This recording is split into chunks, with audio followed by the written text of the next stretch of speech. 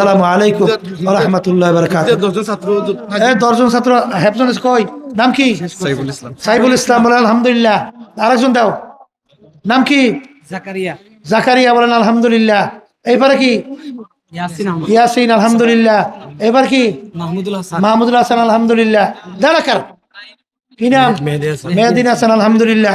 এবার কেডা? দেনাকা নুরুদ্দিন আলহামদুলিল্লাহ।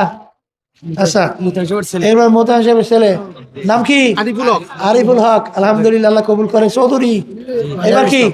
মাজারুল ইসলাম আলহামদুলিল্লাহ। আর কেডা? শাহরিয়া আলহামদুলিল্লাহ।